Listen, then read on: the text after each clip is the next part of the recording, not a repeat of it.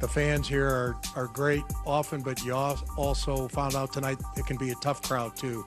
What'd you think about some of their reaction, the boos and that kind of thing? Well, I've been booed before and I'll be booed again, so not going to be the last time. It's obviously unfortunate. You don't want your own fans booing you, but, it's part of it.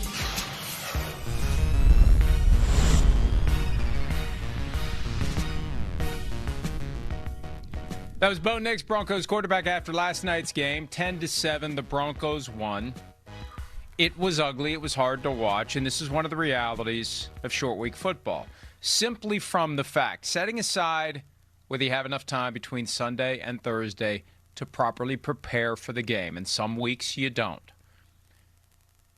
If you peel a game out of the cluster of 1 o'clock and 4 o'clock Eastern kickoffs, any given game, there's a chance it's going to be a game that isn't very enjoyable to watch.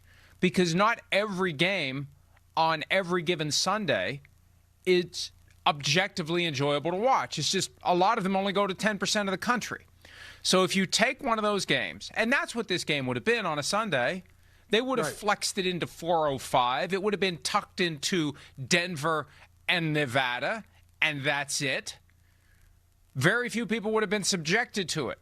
But because it got put on a national stage at a time of the season where it couldn't be flexed, we all got to see it. We all got to enjoy it.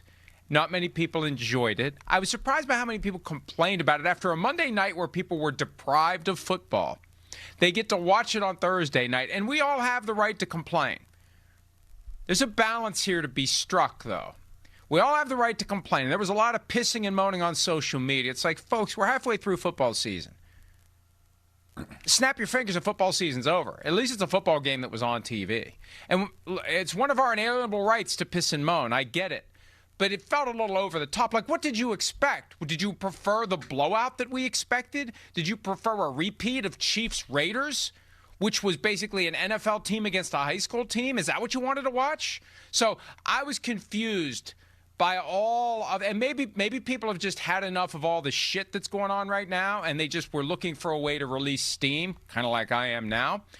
But it just was odd to me that so many people were triggered by the fact that we didn't get from the football gods a 34-31 nail biter. Like, well, we should have expected a 24-point win by the Broncos. That's what we didn't get. You said 34-31. How about 14-13, Mike? I mean, give me something more than that. Give me a game where both teams have more first downs than penalties instead of the inverse. So it was really hard to watch. And I think part of it is, you're right, part of it is you got a game on Thursday when everybody's not ready to play, and Broncos Raiders with 2 weeks. That might be tough to watch anyway because of what the Raiders do on offense. So watching a battle of defensive minds, defensive coordinator Patrick Graham of the Raiders versus Vance Joseph of the Broncos, back and forth. They got a defense that'll stop your offense. Yeah, I guess that could be compelling, but it just wasn't. It wasn't last night. It was tough to watch. Even with, and I agree with you, hey, football on Thursday, football in the middle of the week, at least we have pro football, but many times last night it didn't. It was strange. The lack of execution by both offenses was really weird to see. I would expect it from the Raiders. Didn't expect it so much from the Broncos, and that's why Bo Nix was talking about being booed after the game.